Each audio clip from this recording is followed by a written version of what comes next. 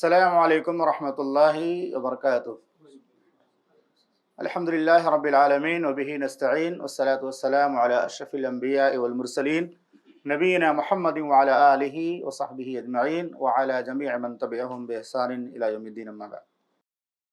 معزز و محترم سامعین کرام، دینی اور اسلامی بھائیوں، ریاض الصالحین یہ نفس کی تربیت اور اعمال کی اصلاح کے لیے بڑی عظیم الشان کتاب ہے۔ اس کے اندر جو ابواب کی ترتیب ہے اور احادیث کا انتخاب ہے بڑا پیارا ہے۔ اگر ہم صحیح معنوں میں اس کو سنیں اور یاد رکھیں تو انشاءاللہ دھیمے دھیمے ہمارے نفس سے بہت ساری برائیاں دور ہو جائیں۔ آج کے درس کا موضوع ہے پوری زندگی خود کو راہ استقامت پر گامزن کیسے رکھیں۔ ایمان والے بہت ہیں، عمل صالح والے بہت ہیں، لیکن کبھی اسپیڈ بڑی تیز ہو جاتی ہے اور اسپیڈ کبھی دھیمی ہو جاتی ہے۔ کبھی آدمی بہت قرآن پڑھنے لگتا ہے، کبھی کئی مہینے قرآن نہیں پڑھ پاتا، کبھی نمازوں کے ساتھ نوافل کا اہتمام کرتا ہے اور کبھی فرائض بھی غائب ہو جاتے ہیں۔ تو زندگی ایسی ہونی چاہیے کہ آدمی عبادت کم کرے لیکن اس کی زندگی میں مداومت ہو، ہمیشگی ہو۔ اللہ کے نبی صلی اللہ علیہ وسلم کی حدیث ہے احب الاعمال الی اللہ ادومها ان قل۔ اعمال اللہ کو وہ پیارے ہیں جو روزانہ کیے جائیں۔ ابھی انشاءاللہ کچھ باتیں آئیں گی۔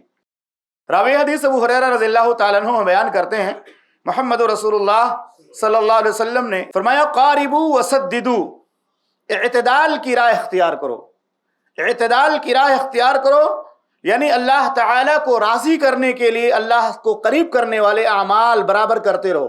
اعتدال کی راہ اختیار کرو اور سیدھے رہو، اور یہ بات جان لو انہ لن ینجو احد منکم بعملہ، کہ اس کائنات کا کوئی بھی مسلمان صرف اپنے عمل سے جنت میں نہیں جا سکتا جب تک اللہ کی رحمت اس کو نہ مل جائے۔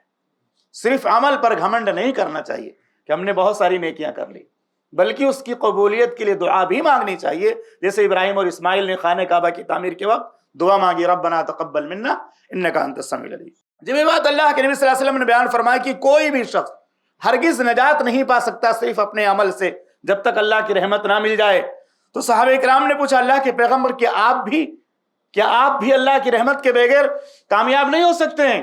اللہ کے نبی صلی اللہ علیہ وسلم نے کہا ہاں میں بھی، یہاں تک کہ اللہ رب العالمین اپنی رحمت سے مجھے ڈھانپ لے اور اپنے فضل سے ڈھانپ لے۔ امام بخاری رحمہ اللہ نے اس حدیث سے جو مسئلہ ثابت کیا ہے وہ یہی جو میں نے باب باندھا ہے، جو میں نے اس کا موضوع بنایا ہے، حدیث کا جو آج کے درس کا جو موضوع میں نے متعین کیا، باب القصد والمداومۃ علی العمل، میانہ روی اور ہمیشگی۔ میانہ روی اختیار کرو اور ہمیشہ نیکی کا کام کرو، کامیاب ہو جاؤ۔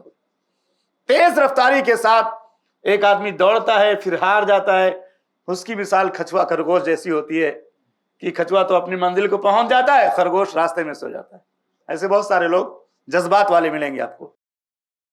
تو امام بخاری نے جو باب باندھا اس میں دو باتیں رکھی ہیں، ایک یہ کہ درمیانی چال چلو، درمیانی چال، اور دوسری بات یہ ہمیشہ چلتے رہو تو کامیاب ہو جاؤ گے۔ اور امام مسلم نے باب باندھا ہے باب لن يدخل احد الجنہ بعملہ، کوئی شخص اللہ کی رحمت کے بغیر صرف اس کے اپنے عمل سے جنت میں نہیں جا سکتا۔ قاربو کا معنی محدثین نے بیان کیا، اس کا مطلب یہ ہے کہ تو اپنے عمل میں اعتدال اختیار کرو، یعنی ہر عمل کو اس کی حد تک کرو، اس میں کمی بیشی نہ کرو۔ اور دوسرا معنی ہے کہ قریب ہو جاؤ، یا مراد یہ ہے کہ انسان اللہ کی رضا جوئی حاصل کرنے کے لیے اللہ کی رضا جوئی کی طرف اپنی زندگی میں ایسا عمل کرتا رہے جو اللہ سے قریب کر دے۔ اللہ سے قریب کرنے والے اعمال کیا کرو۔ یا مطلب یہ ہے کہ اعمال میں درمیانی چال چلو، میانہ روی اختیار کرو، انتہا پسندی سے بچو۔ اور سددو کا مطلب ہوتا ہے سیدھے چلو، ایک تو درمیانی راہ چلو، دوسرے سیدھے چلو، یعنی اعتدال کے ساتھ نیکیاں کرو اور وہی نیکیاں کرو جو سنت میں ثابت ہے۔ زیادہ بڑھنے کی کوشش نہ کرو، اتنی ہی کرو جتنا سنت میں ثابت ہے۔ درست سمت میں چلنا، سیدھے چلنا مراد، اس کا مطلب یہ ہے کہ انسان اپنی زندگی میں صحیح طریقے سے چلنے کی کوشش کرے، نہ کسی قسم کی لغزش اور نہ کسی قسم کا انحراف ہو۔ دوسری بات جو اہم بات ہے، ایک اردو کا شعر ہے، اس کا ایک جملہ یاد آتا ہے، رب کی بخشش کے لیے کوئی بہانہ چاہیے، یعنی اللہ تعالیٰ معاف تو کرے گا لیکن اس کے لیے کچھ بہانہ اور کچھ نیکیاں تو ہونی چاہیے۔ آپ امتحان میں خالی پیپر رکھ دو گے کوئی پاس نہیں کرے گا، کوئی ممتحن نہیں پاس کرے گا، کچھ تو ہونا چاہیے نا۔ آپ نے کچھ لکھا ہو، کچھ جواب دیا ہو، کوشش کیا ہو، تب تو آپ کو نمبر ملے گا، ورنہ کوئی کتنا بڑا ممتحن ہو، آپ نے خالی پیپر جمع کر دیا، کچھ بھی نہیں لکھا، آپ نمبر کے مستحق ہوں گے۔ تو ایسے ہی زندگی میں اعمال کی ضرورت ہے، کچھ نہ کچھ اعمال ہمیں کرتے رہنا چاہیے۔ اللہ تعالیٰ عمل کے ذریعہ اللہ اپنی رحمت دیتا ہے. اللہ کی رحمت ملنے کے لیے بھی بہانا چاہیے نا. تو کہتے ہیں کہ اللہ کے نبی صلی اللہ علیہ وسلم نے یہ حدیث اس وقت بیان فرمائی جب صحابہ کرام نے سوال کیا تھا کیا کوئی عمل ہمیں جنت میں داخل کر سکتا ہے, کہ صرف عمل کے ذریعے ہم جنت میں جا سکتے ہیں؟ تو آپ نے فرمایا نہیں, اللہ کی رحمت بھی شامل حال ہونا چاہیے, کیونکہ اللہ کی جنت بڑی قیمتی ہے. اللہ کی جنت کے سامنے ہمارے اعمال کیا حیثیت رکھتے ہیں؟ کیسی کیسی نعمتیں ہیں, کیسے کیسا آرام ہے, کیسی کیسی سکون کی زندگی ہے وہاں پہ. تو کہتے ہیں کہ نبی صلی اللہ علیہ وسلم نے فرمایا کہ انسان جنت میں نہیں جا سکتا صرف اعمال سے جب تک اللہ کی رحمت شامل حال نہ ہو. بات یہ سمجھانے مقصود ہے کہ کبھی بھی جنت کو اپنا استحقاق نہ سمجھیے, جتنا ممکن ہو اللہ کے لیے عبادت کرتے رہیے, اللہ کو خوش کرنے والے اعمال کرتے رہیے, اور پھر فضل ربانی کا جو ہے سہارا لیجیے. قرآن مجید میں اللہ رب العالمین نے دو باتیں بیان فرمائی ہیں جنتیوں کے بارے میں, یاد رکھیے گا, بڑی اہم بات ہے. ایک تو اللہ تعالیٰ نے اپنے فضل سے جنت میں داخل کیا ہوگا, اس کے باوجود فرشتے کہیں گے کلوا واشربوا ہنیئا بما اسلفتم فی الایام الخالیہ جزاء بما کانوا یعملون. فرشتے ان کو یہی کہیں گے, ان کے دل کو خوشی عطا کرنے کے لیے کہ اے مسلمانوں, اے جنتیوں, تم جنت میں ان نعمتوں کے جو مزے لے رہے ہو تمہاری نیکیوں کی وجہ سے اللہ نے تم کو دیا ہے. اللہ تعالیٰ خوش کرنا چاہے گا اپنے نیک بندوں کو, تم نے جو عمل کیا اللہ اس کے بدلے تمہیں جنت دے دیا, حالانکہ اللہ نے اپنے رحمت سے دیا ہوگا. پھر بھی کہا جائے گا فرشتوں کی طرف سے کھاؤ اور پیو ان اعمال کے بدلے جو تم دنیا میں کیا کرتے تھے. یہ ساری باتیں فرشتے کہتے رہیں گے, پھر بھی جنتی کہیں گے الحمدللہ الذی ہدانا لہذا وما کننا لنہتدی لولا ان ہدانا اللہ. فرشتے کہہ رہے ہوں گے تم کو جنت تمہارے اعمال کی وجہ سے ملی ہے, پھر بھی جنتی کہیں گے ہمیں جنت اللہ کی رحمت سے ملی ہے. ان کا قول اللہ نے ذکر کیا نا, الحمدللہ الذی ہدانا لہذا وما کننا لنہتدی لولا ان ہدانا اللہ. ہر طرح کی تعریف اس اللہ کے لیے ہے جس نے ہمیں اسلام کی ہدایت دی اور اس کے ذریعے جنت تک پہنچا دیا. اگر اللہ ہدایت نہ دیتا تو ہم ہدایت پانے والے نہ ہوتے. آج کوئی آدمی کسی سے کہتا کہ ہاں فلاں کام کی وجہ سے تم کامیاب ہو گئے, آدمی گھمنڈ کرنے لگتا, ہاں میں نے یہ کیا, میں نے تیر مارا. لیکن وہ سارے جنتی بار بار فرشتے کہیں گے کلوا واشربوا ہنیئا بما کنتم تعملون, کھاؤ پیو خوشگوار ہو کر ان نیکیوں کے بدلے جو تم دنیا میں کرتے تھے. لیکن جنتی یہی کہیں الحمدللہ الذی ہدانا لہذا وما کننا لنہتدی. اللہ کے لیے تعریف ہے, اس نے ہمیں ہدایت دی, ہماری کیا حیثیت تھی جو ہم نیکی اور عمل کرتے, اللہ کی توفیق اگر نہ ہوتی. تو یہ ہمیں یاد رکھنا چاہیے. اور اسی طرح سے یہ مسئلہ بھی یاد رکھنا چاہیے کہ جنت اصل میں اعمال کا بدلہ نہیں بلکہ اللہ کی خاص رحمت ہے. اللہ کی خاص رحمت ہے جس کو اللہ تعالیٰ نوازنا چاہتا ہے نواز دیتا ہے, لیکن بندوں کے نیک اعمال اللہ رب العالمین کے رحمت کے حصول کا ذریعہ ہے. اور وہ واقعہ بھی یاد رکھیے گا کہ اگر کوئی آدمی عمل میں کوتاہی کرتا ہے, سستی کرتا ہے, تو اس کو جہنمی مت بولیے گا. کبھی کسی بھی انسان کے بارے میں یہ جملہ مت نکالیے کہ میں تو بہت جنتی ہوں تو جہنمی ہے. وہ حدیث ہے صحیح مسلم کی 2621 نمبر کی.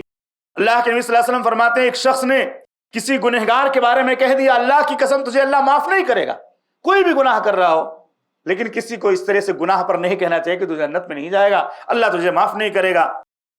تو اللہ رب العالمین ناراض ہو گیا, اس نیک بندے سے ناراض ہو گیا جس نے اس گنہگار کے بارے میں کہا تھا اللہ کی قسم اللہ تجھے معاف نہیں کرے گا. اللہ نے کیا کہا, من ذا الذی یتعلی علی الا اغفر لفلان, کون ہے وہ شخص جو میرے اوپر قسمیں کھا کر کہتا ہے کہ میں فلاں کو معاف نہیں کروں گا. تجھے کیا اتھارٹی ہے, تم کو کیا اختیار ہے کہ تم میرے بندے کے بارے میں کہو کہ اللہ بندے فلاں بندے کو معاف نہیں کرے گا.